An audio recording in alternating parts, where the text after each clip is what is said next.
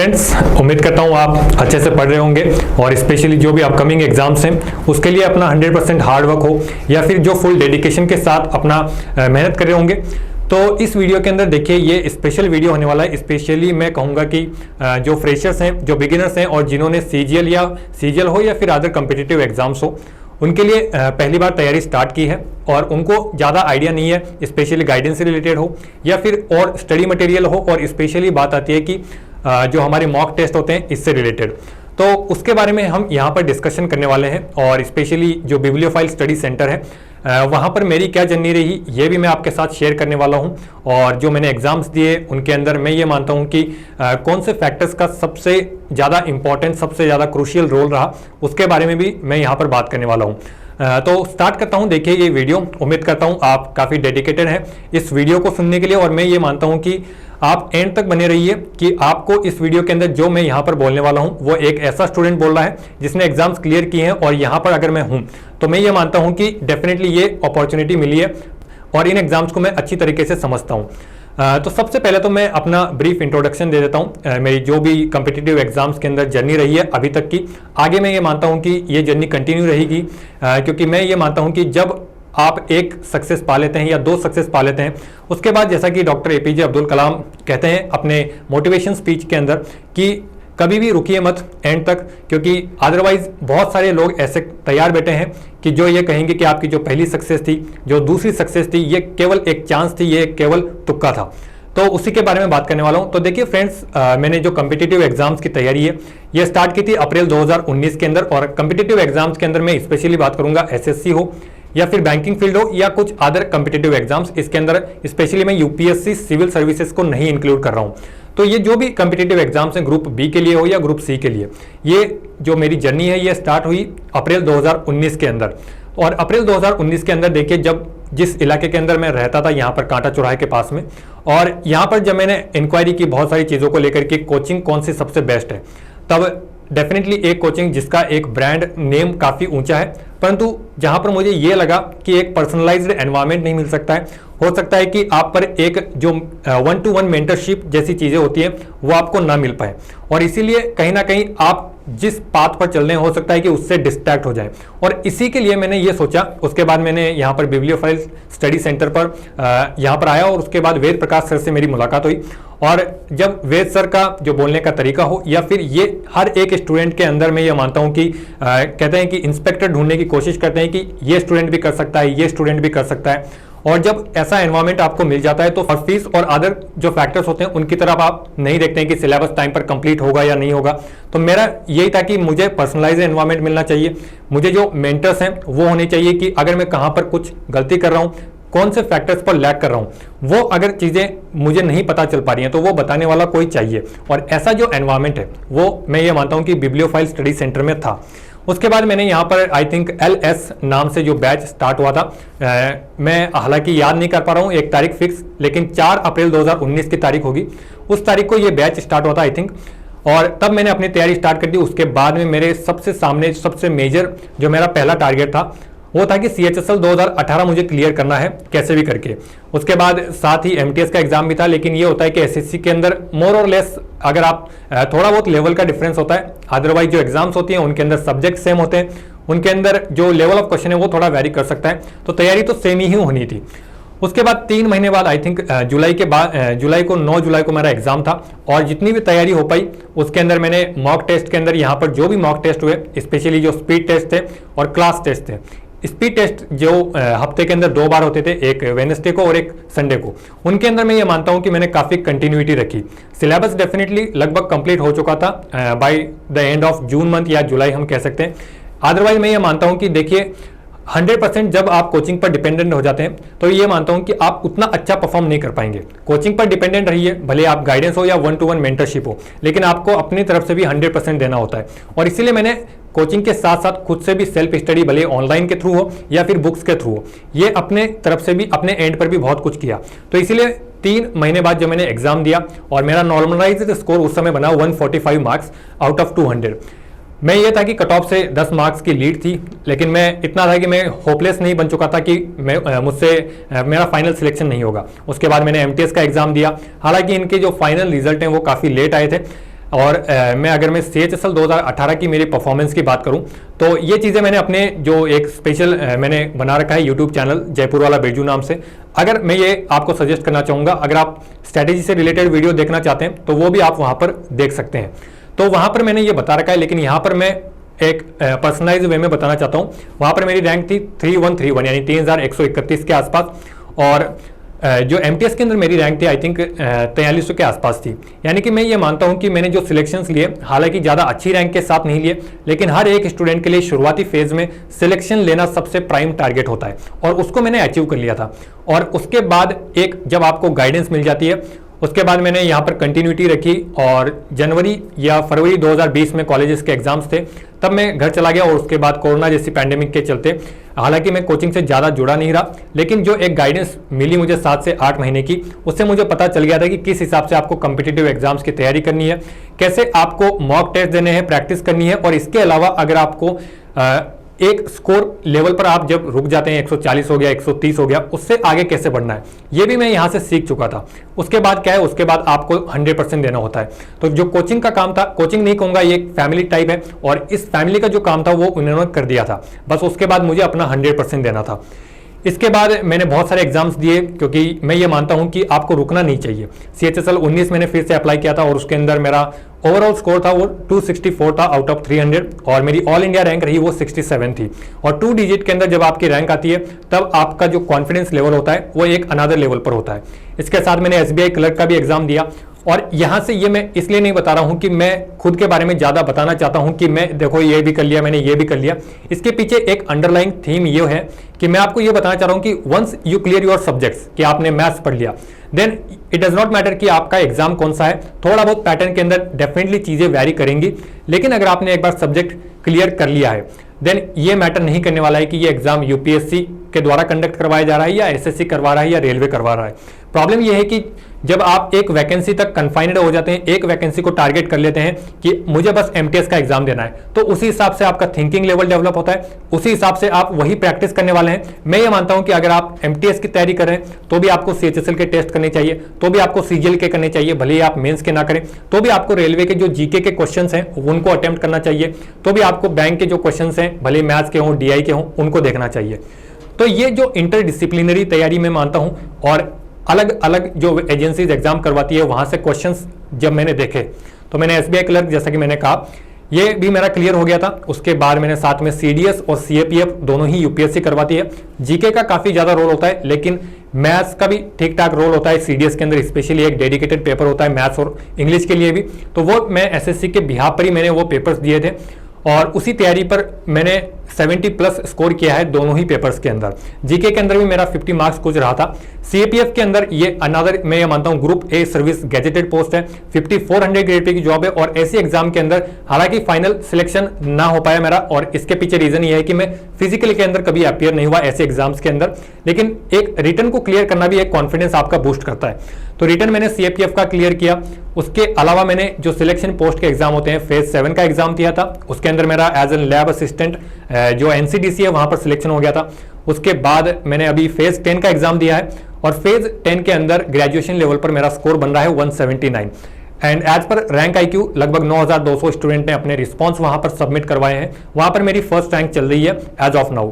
तो ये जो लेवल है आपकी तैयारी में, कि जब मैं आपको यहाँ पर अपने स्कोर कार्ड दिखाऊंगा कि मैंने कैसे तैयारी स्टार्ट की थी, तब मेरा क्या स्कोर बन रहा था, सब्जेक्ट वाइज कैसे मैं इंप्रूवमेंट करता गया धीरे धीरे, वो मैं दिखाऊंगा, आप बने रहिए।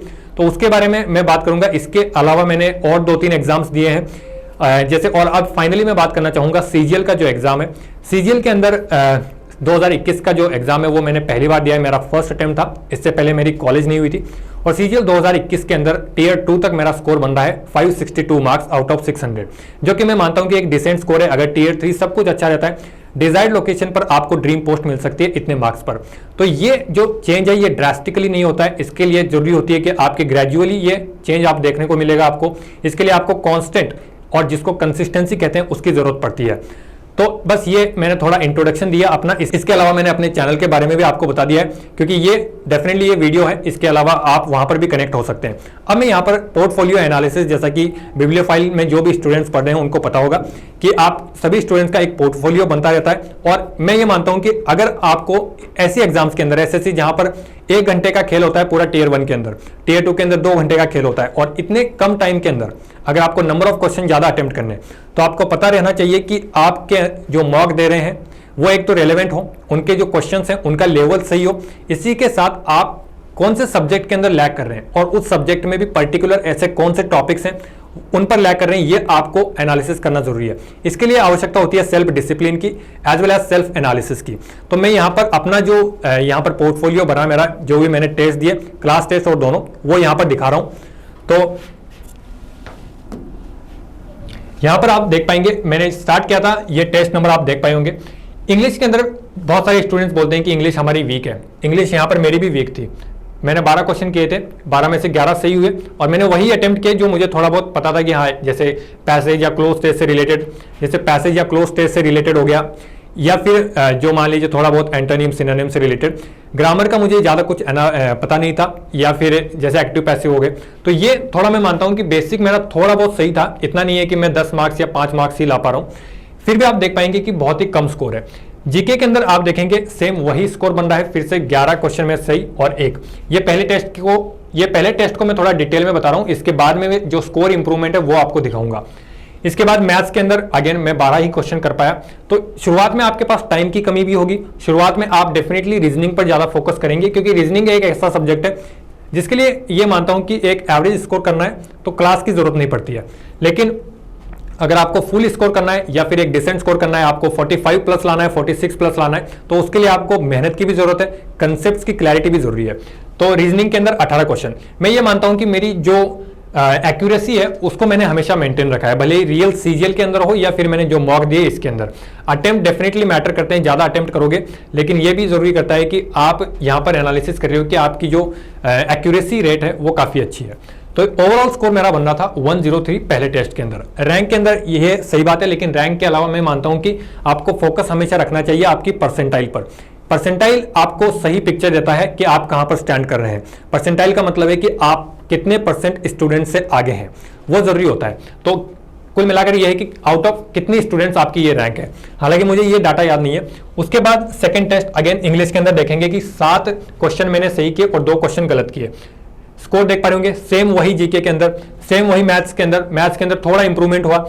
इसके बाद रीजनिंग के अंदर 101 मार्क्स ओवरऑल।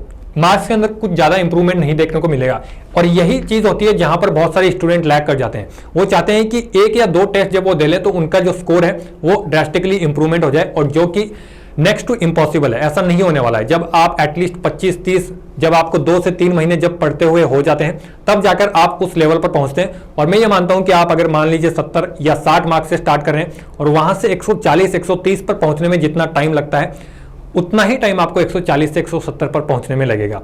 तो ये जो चीजें हैं, ये एक्स्ट्रा चीजें हैं डेफिनेटली। आज एक कोचिंग करना, जैसे कि वेद सर भी बोलते हैं कि कोचिंग करना एक पार्ट बन चुका है तैयारी का। इसके अलावा बहुत सारी चीजें हैं जो मैटर करती हैं, और उसके अंदर है कि आपका स्टेट ऑफ माइंड कैसा है, आपका जो इमोशनल इंटेलिजेंस है वो कितना है। फेल होंगे लेकिन उतनी ही एनर्जी के साथ आपको री इमर्ज होना है।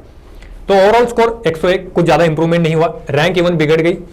इसके बाद ये आई थिंक क्लास टेस्ट होता है, इसके अंदर फर्स्ट रैंक थी। क्लास टेस्ट इसलिए देना है कि बहुत सारे स्टूडेंट ये सोचते हैं कि क्लास टेस्ट देने से काम नहीं बनने वाला है, फुल लेंथ टेस्ट ही दूंगा। क्लास टेस्ट ये बताता है कि आपने बैच लिया है, आपने ज्वाइन किया है, और आप एटलीस्ट अपने बैच के अंदर अच्छा कर रहे हैं या नहीं। ये जो मार्क्स हैं ये डेफिनेटली बहुत सारे स्टूडेंट को लग सकता है कि ये भी अच्छे मार्क्स हैं शुरुआत में, लेकिन मैं ये मानता हूं कि मेरा तैयारी का लेवल शुरुआत से थोड़ा अच्छा था। इसको मैं, और इस चीज का मैं क्रेडिट देना चाहूंगा अपनी जो तैयारी है, पहले से मैंने 11th-12th के अंदर काफी अच्छी तैयारी की थी, और इसी के लिए थोड़ा इंप्रूवमेंट अच्छा हो सकता है, लेकिन ऐसा नहीं है कि ज्यादा ही खराब है। और इसीलिए फिर भी मैंने वो दिए कि जो फर्स्ट रैंक क्लास के अंदर, और 42 marks out of 50 I think. इसके बाद आई थिंक मैंने थर्ड टेस्ट मिस कर दिया, 86 मार्क्स थे। यहाँ पर फिर से मोरल डाउन हो गया। फिर भी मुझे पता था कि रैंक के अंदर इतना कुछ ज़्यादा वेरिएशन नहीं आया, क्योंकि ये थोड़ा टफ टेस्ट हो सकता है। और सब्जेक्ट वाइज देखेंगे यहाँ पर इंग्लिश के अंदर, मतलब मैं ये मानता हूँ कि अगर सबसे बुरी हालत किसी टेस्ट के अंदर हुई है तो वो ये है, 4 क्वेश्चन सही और 1 गलत। इसके बाद इंग्लिश के अंदर फिर से थोड़ा अच्छा हो गया, लेकिन आप देख पा रहे हैं कि ओवरऑल स्कोर जो है उसके अंदर ज्यादा इंप्रूवमेंट नहीं हो रहा है, और हो रहा है तो सब्जेक्ट वाइज हो रहा है। यानी कि आप यहां पर देखेंगे कि इस टेस्ट के अंदर रीजनिंग के अंदर मैंने 22 क्वेश्चन किए और रीजनिंग के अंदर 22 क्वेश्चन किए और रॉन्ग 0 किया, तो रीजनिंग के अंदर डेफिनेटली इंप्रूवमेंट होगा। तो रीजनिंग ही वो पहला सब्जेक्ट होता है जिस पर आपको फोकस रखना होता है, जो आपको कॉन्फिडेंस दिला सकता है कि हाँ मार्क्स इंप्रूव होंगे। अगर रीजनिंग के अंदर हो रहे हैं तो बाकी सब्जेक्ट के अंदर भी होंगे। टाइम लगेगा मैथ्स और इंग्लिश। जीके के अंदर बहुत सारे स्टूडेंट लैग कर जाते हैं कि ज्यादा फोकस नहीं करते हैं, उसके बारे में भी मैं वीडियो के लास्ट में बताऊंगा कि जीके को कभी भी अगर कोई स्टूडेंट हल्के में ले रहा है तो सिलेक्शन के चांस है ना वो आपके बहुत मुश्किल हो जाते हैं। स्पेशली सीएचएसएल और एमटीएस जैसे एग्जाम्स के अंदर हो सकता है एक बार के लिए सीजीएल में ये चीजें आप कॉम्प्रोमाइज कर लें, लेकिन वहां पर भी मैं किसी स्टूडेंट को सजेस्ट नहीं करूंगा कि वो जीके जैसे एक जहां पर 50 मार्क्स का वेटेज है उसके साथ कॉम्प्रोमाइज कर रहा है। और मैं अपना एग्जाम्पल देके ये आपको समझाना भी चाहूंगा। इसके बाद आप देख पा रहे होंगे ये फिर से क्लास टेस्ट 91.5 मार्क्स, फिर से ये क्लास टेस्ट फिर से, और ये 79 मार्क्स डाउन होता है 96, 89.5, इसके बाद 34 ये क्लास टेस्ट था, ये 45। इसके बाद यहां से जब आप देखेंगे फिर से अगेन सीधा 112, कुल मिलाकर 105 या 110 का जो थ्रेशोल्ड होता है उसको क्रॉस कर लिया, तो ये कॉन्फिडेंस देता है। हालांकि रैंक के अंदर इंप्रूवमेंट नहीं हुआ, यहां पर 96 आकर भी 35 ही रही, यहां पर 32 ही रही। तो इसीलिए मैं कहता हूं कि आप फोकस करिए हमेशा अपनी परसेंटाइल पर। 113 मार्क्स ये क्लास, यहां पर रैंक भी खराब हुई और अपने मार्क्स भी खराब हुए। और इसके अंदर आप सेक्शनल देखिए, रीजनिंग सही है, मैथ्स का देखिए। इसके अलावा आप यहां पर देखेंगे कि इंग्लिश के अंदर 6, इंग्लिश के अंदर डेफिनेटली देखेंगे यहां पर 12 मार्क्स, 13, 22 इस हिसाब से बन रहे हैं 12। इंग्लिश के अंदर इंप्रूवमेंट नहीं हो रहा है, और यही सीएचएसएल 18 में भी हुआ। इसीलिए कहता हूं कि जो आप रिफ्लेक्ट करेंगे ना, जो आप टेस्ट के अंदर आपको मिलेगा, आउटपुट मिलने वाला है, वही आपका रियल एग्जाम के अंदर रिफ्लेक्ट होगा। आप ऐसा मत मानिए कि अगर आप पहली बार यहां पर अगर मान लीजिए इंग्लिश के अंदर 22 नंबर ला रहे हैं तो वहां पर 50 ले आएंगे, इट इज नॉट पॉसिबल। इसके अलावा देखेंगे ये कौन सा 85 वाला, रीजनिंग के अंदर ठीक है, मैथ्स के अंदर फिर से डाउन हो गया, और जीके के अंदर ठीक है। इसके बाद 106 फिर से 97 मार्क्स, 100 मार्क्स, 98, 117, 122 फिर से यहां पर कॉन्फिडेंस आपको बूस्ट करने की जरूरत होती है। भले ही ये टेस्ट इजी आया हो लेकिन रैंक अच्छी है। 4th रैंक जब आती है या टॉप 10 के अंदर आते हैं, भले ही 400 स्टूडेंट हो या 1000 स्टूडेंट हो, तो उसकी एक अलग फीलिंग होती है। और ये जो कॉन्फिडेंस बूस्ट होता है ना, इससे आपको और मेहनत करने के लिए हमेशा एक मोटिवेशन मिलता है। इसके बाद डाउन हो गया, रैंक भी डाउन हो गई। आप देख रहे हैं कि ये जो क्लास टेस्ट है ये मैंने कंटिन्यूअसली दिए हैं, मैंने ये नहीं सोचा कि 122 आ गया तो फिर इसको डिसकंटिन्यू कर देते हैं। इसके बाद 102, इसके बाद 116 3rd रैंक 104, और फिर से 120 के मार्क को क्रॉस किया 127 मार्क्स 5वीं रैंक, 108.5, 125, इसके बाद 128, 119, यानी कि अभी तक 130 क्रॉस नहीं हुआ है, 106, 120, और ये 138 ये पहला मार्क था जहां पर रैंक भी सही थी। और इसके अलावा सेक्शनल मार्क्स यहां पर जरूर देखिए आप। रीजनिंग के अंदर 45.5 यानी कंटिन्यूअसली मेंटेन करना बहुत जरूरी होता है रीजनिंग के अंदर। इसके बाद मैथ्स के अंदर एक्यूरेसी बहुत सही है कि 20 क्वेश्चन किए और 40 मार्क्स आ गए।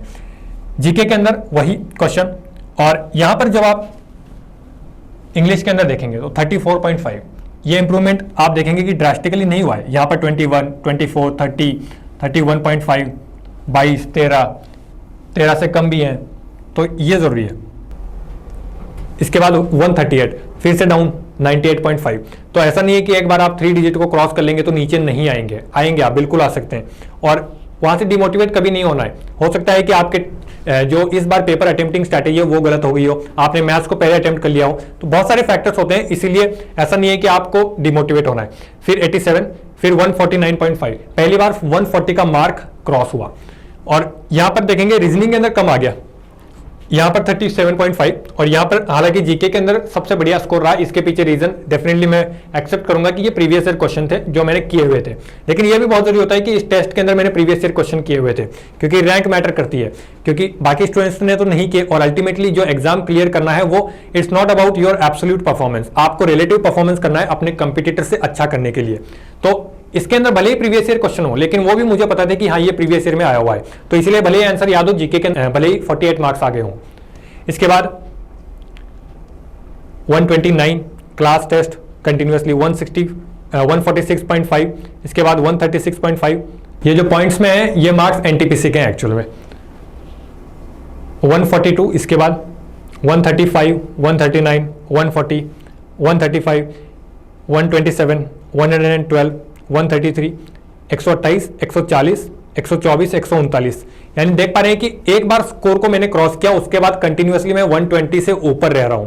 और अब मैं, हो सकता है कि, हालांकि मुझे याद नहीं है, या शायद ही इसके बाद कोई टेस्ट आओ जिसके अंदर मैं फिर से 2 डिजिट के अंदर आ गया हूं। तो ये रियल चेंज होता है, ये रियल चेंज होता है जो आप ला सकते हैं तैयारी से, क्योंकि रियल चेंज जरूरी होना है। ऐसा नहीं कि एक टेस्ट के अंदर आप धुआंधार बल्लेबाजी कर रहे हैं और आपने 3 डिजिट के अंदर ले आया, लेकिन दूसरे बार फिर से आप 2 डिजिट में जा रहे हैं, 50 से नीचे, 60 से नीचे। 124, 139, 133, 136, 108, 121, 114, यानी 120 से नीचे जा रहा है, बट एटलीस्ट 100 से कम नहीं आ रहा है। 149, 144, और ये सबसे मतलब फर्स्ट रैंक भी है। आप सब्जेक्ट वाइज मार्क्स देखिए, आप यहाँ पर 45, यहाँ पर मैथ्स के अंदर भी ठीक है 42 मार्क्स, डेफिनेटली जीके के अंदर भी सही है और इंग्लिश के अंदर भी सही है। एटलीस्ट मैं मानता हूँ कि इंग्लिश मेरी एकदम लास्ट तक, जब मैंने CHSL 18 दिया था या उसके बाद इवन CHSL 19 दे रहा था, उससे पहले तक भी ज़्यादा इंप्रूवमेंट नहीं हो पाया था। तो और इस बार अगर मैं CGL की बात करूँ तो इंग्लिश के अंदर ही सबसे ज़्यादा मार्क्स आए हैं, भले वो Tier 1 हो या फिर Tier 2 हो।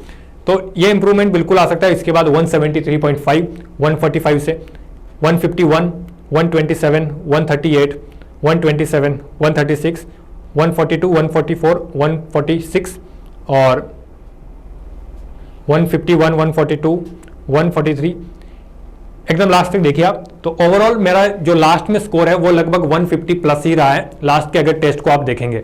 रियलिटी में ये रिफ्लेक्ट भी हुआ, जब मैंने CHSL 19 दिया तब मेरा 181.5 आई थिंक रॉ स्कोर था।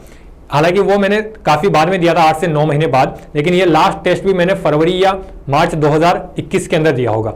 तो उसके लगभग 7-8 महीने बाद मैंने घर से तैयारी की और उसके बाद ये स्कोर बन पाया। तो ये मेरा पोर्टफोलियो एनालिसिस हो गया। लेकिन यहां से आपको क्या चीजें सीखनी है, 2-3 चीजें मैं यहां पर समराइज करना चाहूंगा। उसके बाद एक और स्टूडेंट का मैं यहां पर पोर्टफोलियो एनालिसिस करने वाला हूं। उस स्टूडेंट ने कंसिस्टेंटली किया है, ऐसा ज्यादा अप्स एंड डाउन्स नहीं देखे। हालांकि मेरे टेस्ट के अंदर देखेंगे कि 150 पर जाकर फिर से 127 या 120 से भी नीचे आ रहा है मेरा स्कोर कई बार। लेकिन मैं 2-3 पॉइंट्स ये बताना चाहूंगा कि सबसे पहले जब आप तैयारी स्टार्ट करते हैं, डेफिनेटली रीजनिंग आपका स्ट्रॉन्ग पॉइंट होता है, हर एक स्टूडेंट का होता है। और रीजनिंग एक मोटिवेटिंग फैक्टर भी रहना चाहिए आप जो बिगिनर्स हैं उनके लिए। दूसरी बात यह है कि जीके के अंदर शुरुआत में नहीं बनने वाला आपका स्कोर, क्योंकि जीके एक्चुअल में जीके नहीं है। जीके के अंदर बहुत सारे अलग अलग सब्जेक्ट पढ़ने पड़ेंगे, आपको पॉलिटी पढ़नी पड़ेगी या फिर आपको करंट अफेयर्स पर फोकस रखना है। इसके अलावा आपको जो डिफरेंट सेक्शंस हैं, जैसे इकोनॉमी हो गया, हिस्ट्री हो गया, हिस्ट्री के अंदर फिर से 3 सब हेडिंग हो गए, इसके बाद में आपको ज्योग्राफी हो गया। तो ये सब्जेक्ट जब आप धीरे धीरे क्लियर करेंगे, आपने मान लीजिए पॉलिटी पढ़ लिया, आपको लग रहा है कि मैंने पढ़ा तो है लेकिन मार्क्स क्यों नहीं आ रहे। एक्चुअली में पॉलिटी के क्वेश्चन ही 2 या 3 आते हैं 25 में से, तो फिर आपके मार्क्स तो 6-7 ही आएंगे। तो ये आपको ध्यान में रखना है। हाँ, लेकिन एक चीज ये है कि आपको क्लास टेस्ट कंटिन्यूअस देना है, और जो कि मैंने दिया है। इसके अलावा अगर मैं बात करूं मैथ्स और इंग्लिश, ये अगर आप CGL को टारगेट कर रहे हैं या CHSL कर रहे हैं, ये 2 ऐसे सब्जेक्ट हैं जिनके अंदर आपको 100% या 95% प्लस स्कोर करना ही चाहिए। और इंग्लिश के अंदर अगर मैं बात करूं तो शुरुआत में देखिए, अगर स्ट्रैटेजी के सेक्शन में चली जाएंगी ये चीजें, लेकिन एक ब्रीफ मैं ओवरव्यू आपको देना चाहूंगा कि किसी एक पर्टिकुलर सेक्शन को आप कभी भी ज्यादा या कम फोकस मत कीजिए। अगर रीडिंग स्किल्स हैं उन्हें भी इंप्रूव करना पड़ेगा, या फिर आपकी जो ग्रामर है उस पर भी फोकस करना पड़ेगा, और प्रीवियस ईयर क्वेश्चंस पर भी फोकस करना पड़ेगा। अब ये आपका एक इंडिविजुअल डिसीजन होगा कि आप सबसे पहले कौन से सेक्शन पर ज्यादा ध्यान देना चाहते हैं। अगर आपको डिटेल में ये चीजें जाननी है तो आप चैनल पर जा सकते हैं। इसके अलावा एक चीज आपने देखी कि एक्यूरेसी सबसे ज्यादा जरूरी चीज होती है। और एक बार ये फाइनली बताना चाहूंगा कि जब आपका स्कोर एक थ्रेशोल्ड से ऊपर चला जाता है, उसके बाद उससे आगे बढ़ना इम्पॉसिबल इसलिए हो जाता है लगभग, हालांकि बढ़ता है स्टूडेंट्स का, मैंने भी बढ़ा है। उसके पीछे रीजन एक तो यह है कि आपके जो पेपर अटेम्प्टिंग हैबिट्स हैं उनके अंदर प्रॉब्लम हो सकती है, या फिर हो सकता है कि आपका जो तरीका है, यानी कि आप पहले एक बार मैथ्स को कर रहे हैं, उसके बाद आप रीजनिंग पर फोकस कर रहे हैं। लेकिन कुछ चीजों को ऐसा होता है कि आपको रीजनिंग पर पहले फोकस करना चाहिए, मैं ये मानता हूं। उससे पहले अगर आपका जीके स्ट्रॉन्ग तो जीके पर करिए या फिर इंग्लिश पर कीजिए। थोड़ा पर्सनल एक्सपीरियंस बताना चाहूंगा। जब मैंने CHSL 18 दिया था तब मैं रीजनिंग को पहली बार मैंने सबसे पहले अटेम्प्ट किया था। CHSL 19 दिया तो भी मैंने रीजनिंग को पहले किया, लेकिन जब मैंने CGL दिया तब मैंने रीजनिंग को कभी पहले नहीं किया, तब मैंने सबसे पहले इंग्लिश को किया। क्योंकि CGL 2020 के अंदर कुछ ऐसे रीजनिंग के क्वेश्चन देखे गए थे कि जिस भी स्टूडेंट ने एक बार रीजनिंग में ध्यान दे दिया तो उसका पेपर खराब होना निश्चित है। और ये जब मैंने पहले से ही घर पर तैयारी करके पता लगा चुका था कि कई बार क्या है कि कुछ क्वेश्चंस के अंदर एग्जामिनर आपको फंसाना चाहता है और उस चीज को आप ईगो पर ले लेते हैं और डेफिनेटली वो आपका टाइम खराब करेगा। इवन आगे मतलब 75 क्वेश्चंस हैं आपके सामने बाकी 3 सब्जेक्ट के, आप उन पर फोकस नहीं कर रहे हैं, आप बस 1 या 2 या 3 क्वेश्चन पर फोकस कर रहे हैं। और इसका फायदा भी मुझे मिला कि मैंने इंग्लिश किया, कॉन्फिडेंस आ गया, उसके बाद मैंने जीके को किया और इसी की मैं मानता हूं कि इसी की वजह से मेरा एटलीस्ट 5 से 6 मार्क्स का इंप्रूवमेंट आप देख सकते हैं कभी भी, अगर आपकी पेपर अटेम्प्टिंग स्ट्रैटेजी सही है तो। अब मैं बात करता हूं अनदर स्टूडेंट की जिसका पोर्टफोलियो आप यहां पर देख पाएंगे।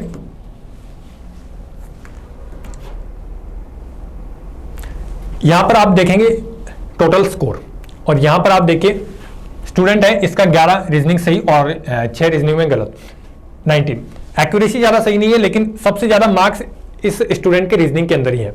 इसके बाद आप देखेंगे मैथ्स के अंदर कुछ इंप्रूवमेंट नहीं है, जीके के अंदर और यहां पर इंग्लिश के अंदर भी देखिए। तो इंग्लिश के अंदर डेफिनेटली आप यहां पर पूरा स्कोर कार्ड देखिए इस स्टूडेंट का कि ये मतलब डबल डिजिट को क्रॉस नहीं कर पा रहा है, मतलब डबल डिजिट 10 मार्क्स से ऊपर भी नहीं ला पा रहा है।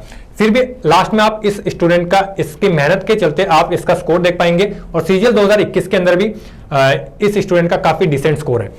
इसके बाद जीके और ये देखेंगे फिर से रीजनिंग के अंदर सही स्कोर है, ओवरऑल डाउन आ गया, रैंक भी खराब आई। फिर भी मैं ये मानता हूं कि मेरे जो मार्क्स हैं वो पहली बार में 103 थे, लेकिन इस स्टूडेंट के लिए ये सबसे बड़ा डिमोटिवेटिंग फैक्टर हो सकता है कि ये उस लेवल पर भी नहीं पहुंच पा रहा है कि 60 या 70 या 80 प्लस। फिर भी यही चीज मैं आपको समझाना चाह रहा हूं जो फ्रेशर्स हैं कि कंसिस्टेंसी जरूरी होती है और सबसे जरूरी होता है कि आपके अंदर वो मोटिवेशन है और डेडिकेशन है कि आपको करना ही है। टाइम लग जाए, आपको हो सकता है कोई अगर 6 महीने में कर रहा है, कोई 8 महीने के अंदर कर रहा है, आप हो सकता है 1.5 साल ले ले, 2 साल ले ले, वो मैटर नहीं करता है एक बार आप सिलेक्ट हो जाते हैं तो। इसके बाद 23 मार्क्स, 20 मार्क्स, 32 मार्क्स, रैंडमली बीच बीच के टेस्ट जहां पर थोड़ा इंप्रूवमेंट हो रहा है उनके मैं सेक्शनल दिखाऊंगा आपको, अदरवाइज आप पॉज करके देख सकते हैं। ओवरऑल स्कोर देखिए आप यहां पर, ये आई थिंक क्लास टेस्ट हो सकते हैं इसके, ये फुल लेंथ है, यहां पर 50.5 वाला देखिए आप। रीजनिंग के अंदर सबसे बढ़िया स्कोर, इंप्रूवमेंट हो रहा है कि यहां पर 38 है, यहां पर 26.5 है, यानी कि थोड़ा थोड़ा इंप्रूवमेंट हो रहा है पहले टेस्ट के कंपैरिजन में। अगर हम मैथ्स के अंदर बात करें ज्यादा इंप्रूवमेंट नहीं है, जीके के अंदर ठीक है, और इवन आप यहां पर देखेंगे कि इंग्लिश के अंदर नेगेटिव में है। इसका मतलब यह कि इस स्टूडेंट ने गेस करने की कोशिश की है। एक्यूरेसी बहुत मैटर करती है। अगर यहां पर ये स्टूडेंट मान लीजिए 2.5 नंबर ये नेगेटिव में नहीं भी करता तो एटलीस्ट यहां पर 2.5 नंबर इसके इंक्रीज होते, थोड़ा ज्यादा भी ना हो तो थोड़ा आपका कॉन्फिडेंस बूस्ट होता है अगर आपके 2-2 नंबर भी इंक्रीज हो रहे हैं तो। इसके बाद आप देख पा रहे होंगे मार्क्स, इसके अंदर एक्यूरेसी सही है स्टूडेंट की, मैथ्स ये जो जीके का हो या फिर रीजनिंग मैथ्स का हो। इंग्लिश के अंदर रीजनिंग के अंदर भी सही मार्क्स है, इंग्लिश के अंदर अभी भी वो इंप्रूवमेंट देखने को नहीं मिल रहा है। 79 मार्क्स, 79 में देखिए रीजनिंग के अंदर डिसेंट स्कोर है, मैथ्स के अंदर एक एवरेज स्कोर, जीके के अंदर थोड़ा सही है और अभी भी यहां पर 2 डिजिट में इसके मार्क्स आ रहे हैं स्टूडेंट के। 48 मार्क्स, 72.5, 59.5, यानी कि देख रहे हैं स्टार्ट कहां से किया था। स्टार्ट थे इसके मार्क्स लगभग 30-40 के आसपास वैरी कर रहे थे। अब यहां पर आप देखेंगे 59, 72, 63, 54, यानी कि 50 प्लस ही रह रहा है थोड़ा बहुत। रैंक भी थोड़ा इंप्रूवमेंट आ रहा है, 54.5, 56, 60। रैंक के अंदर देखिए यहां पर 54.5 है और यहां पर 56.5 है, वही कि मार्क्स बढ़े तो थोड़ी रैंक भी आ गई। इसका मतलब ये दोनों जो टेस्ट थे ये बैलेंस्ड थे। यहां पर फिर से एक बार 80 मार्क्स, मतलब जब स्टूडेंट तैयारी स्टार्ट करता है 50 से 60, 60 से 70, तब वो एक टारगेट सेट करता है कि मुझे पहले तो 80 से क्रॉस ही करना है। और जब 80 एक बार क्रॉस हो जाता है तो स्टूडेंट को हमेशा कॉन्फिडेंस आएगा। 66, 46, 64 मार्क्स, 79, 56, 55। अगेन यहां पर आप देखेंगे कि 55, 56 से भले ये टेस्ट इजी रहा हो, ये मैटर नहीं करता है, थोड़ा हो सकता है, इसीलिए आप थोड़ा बहुत परसेंटाइल की ओर ध्यान दे सकते हैं, लेकिन भले इजी रहा हो लेकिन ये कॉन्फिडेंस बूस्ट कर रहा है। अब यहां पर आप सेक्शनल मार्क्स देखिए कि रीजनिंग के अंदर 43 मार्क्स हैं, मैथ्स के अंदर देखिए विद 100% एक्यूरेसी 22 मार्क्स कर रहा है। इंग्लिश जीके के अंदर एक्यूरेसी ज्यादा सही नहीं है लेकिन ओवरऑल 14 मार्क्स है। और इसीलिए देखिए यहां पर 8 अगर मार्क्स आ रहे हैं स्टूडेंट के और मतलब 8 क्वेश्चन गलत कर रहा है और 9 क्वेश्चन सही कर रहा है, अगर ये 8 क्वेश्चन गलत भी नहीं करता या एक्यूरेसी उसकी सही रहती तो यहाँ पर भी उसके 4 मार्क्स बढ़ जाते। तो इसीलिए हमेशा एक्यूरेसी पर ध्यान रखिए। अगर मैं बात करूँ जितने भी एग्जाम्स दिए वहाँ पर मेरी एक्यूरेसी काफ़ी ज़्यादा सही रही है। अगर मैं 90 क्वेश्चन कर रहा हूँ तो 90 में से मैं 85 प्लस तो सही कर ही रहा हूँ। ये मैटर करता है। मैं अगर 100 भी कर दूँ तो हो सकता है उन 10 में से 2 सही हो जाए। वो रिस्क टेकिंग तब होता है जब आप विदाउट टेंशन हो, जब आपके पास ऑलरेडी जॉब हो, तो आप ऐसे रिस्क आप ले सकते हैं। जब आपको जॉब की काफ़ी ज़्यादा ज़रूरत होती है तो एक प्रॉपर वे में चलना होता है, आपको संभल के कि आपको ज़्यादा नेगेटिव नहीं करना है। हालांकि नेगेटिव का वैसे नॉर्मलाइजेशन पर कोई इफेक्ट नहीं होता है। 60 मार्क्स डाउन आया, 62, 77, 71, 49, 69, 65, 54, 85, 83.5, 88। यहाँ पर रैंक भी इंप्रूव हो रही है स्टूडेंट की, 89.5, 67, 81। यहाँ से देखिए जब इसका पोर्टफोलियो, हालांकि मेरा पोर्टफोलियो ज़्यादा बड़ा नहीं है क्योंकि मैंने बीच में जब मैं घर पर चला गया था, लेकिन इवन कोरोना पैंडेमिक के बाद में भी इस स्टूडेंट ने टेस्ट देना नहीं छोड़ा है, भले ऑनलाइन हो या फिर यहाँ पर कोचिंग के अंदर आकर ऑफलाइन टेस्ट देने हो। तो ये ज़रूरी होता है। ये लेवल तो धीरे धीरे आपका इंप्रूवमेंट होगा क्योंकि एक बार अब आप देखिए अगर ये 60.5 है, यहाँ पर रीजनिंग के अंदर 33 मार्क्स आ रहे हैं, तो मतलब कुछ ही ऐसे पर्टिकुलर क्वेश्चंस हैं जहां से या पर्टिकुलर टॉपिक्स हैं जहां से जब क्वेश्चन पूछे जा रहे हैं तब इसको प्रॉब्लम आ रही है। या फिर हो सकता है कि वो जो एक लॉजिक होता है क्वेश्चन को सॉल्व करने का वो एंड टाइम पे उसे क्लिक ना हुआ हो, लेकिन यहाँ पर ज्यादा फोकस करने की जरूरत नहीं है। फिर उसके पास जो टास्क बचेगा वो 3 सब्जेक्ट का ही बचेगा, तो ये टास्क धीरे धीरे आपको कम करना होता है। फिर उसके अंदर भी हो सकता है किसी स्टूडेंट की अरिथमेटिक स्ट्रांग हो तो उसे एडवांस पर ही फोकस करना है। एडवांस के अंदर भी हो सकता है किसी स्टूडेंट का एक पर्टिकुलर टॉपिक ज्यादा स्ट्रांग हो, मान लीजिए कि ट्रिग्नोमेट्री स्ट्रांग है लेकिन ज्योमेट्री के अंदर प्रॉब्लम आ रही है तो उस पर ज्यादा फोकस करना है। तो धीरे धीरे जब आप अपने टास्क को अकॉम्प्लिश करेंगे तब ये चीजें आराम से होने लग जाएंगी, टाइम लगेगा। 93 मार्क्स अगेन। यहां पर देखेंगे कि इसका जो मैथ्स के अंदर स्कोर है ये भी ठीक ठाक रहा है, मतलब 20 मार्क्स को क्रॉस कर रहा है जनरली।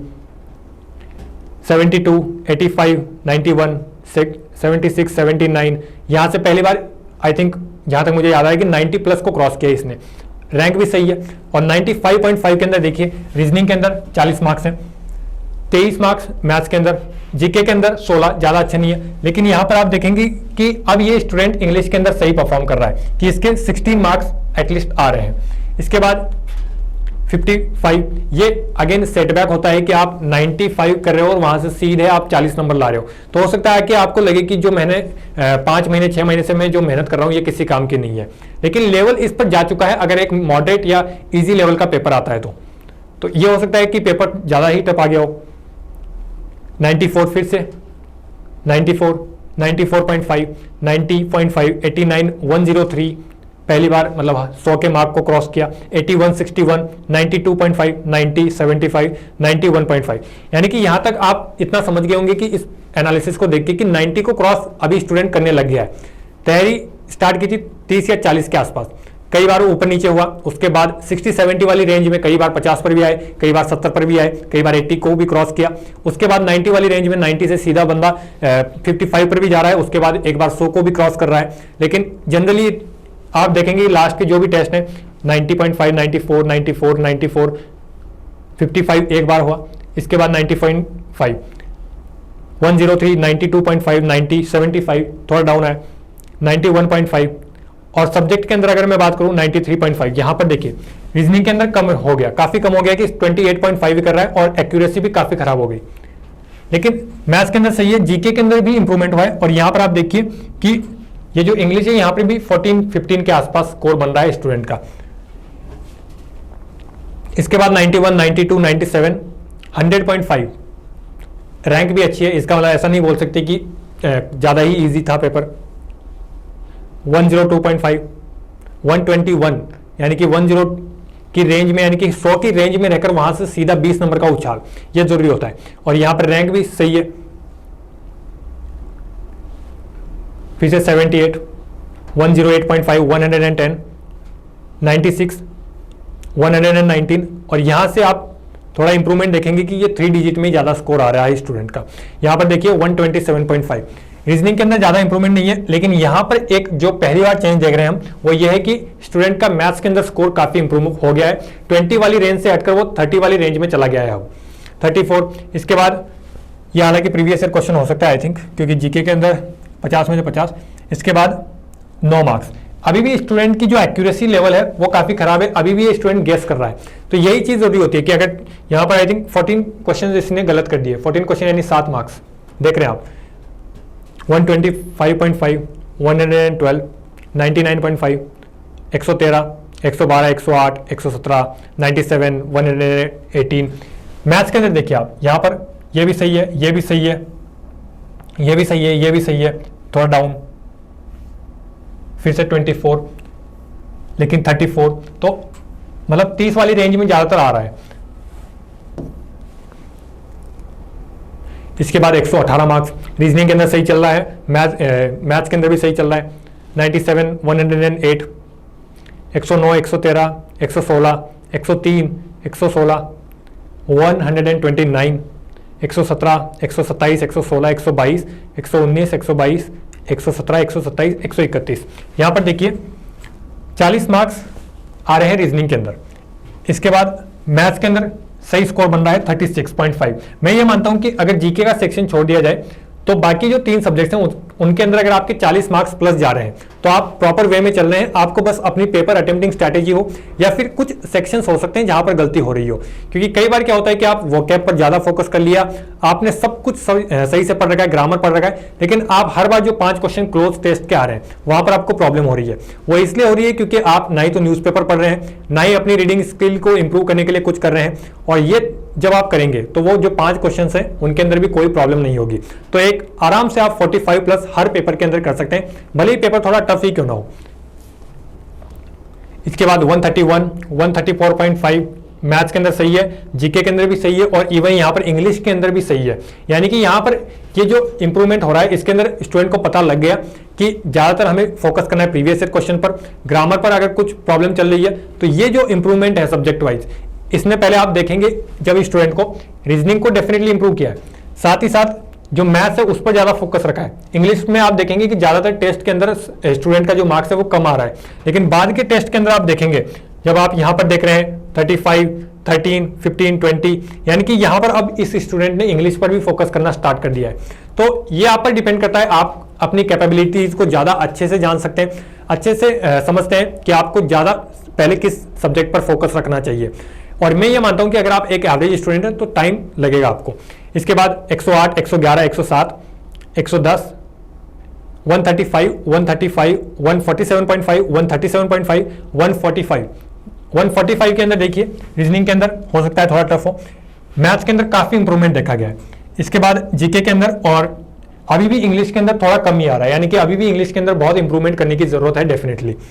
इसके बाद आप देखेंगे 127, 134, 141 के अंदर आप देखिए इंग्लिश के अंदर 32.5। इसका मतलब ये अगर कोई भी स्टूडेंट अगर 30-40 को एक बार क्रॉस करके आ रहा है या बार बार कर रहा है, या मान लीजिए 10 टेस्ट दे रहा है जिसमें से 5 टेस्ट या 6 टेस्ट के अंदर वो अगर एक मार्क को पार करके आ रहा है तो डेफिनेटली है लेवल बन चुका है। बस प्रॉब्लम ये आ रही है कि कई बार पेपर अटेम्प्ट सही से नहीं हो पा रहा है, कई बार हो सकता है कि एक बार इजी आ गया तो दूसरी बार पेपर इतना हार्ड आए कि आपका जो मोरल है वो काफ़ी डाउन कर दे, और कई बार ये भी हो सकता है कि जो क्वेश्चंस आपने PYQs में किए हैं वही आ जाए पेपर के अंदर, लेकिन वो भी कॉन्फिडेंस बूस्टर होते हैं।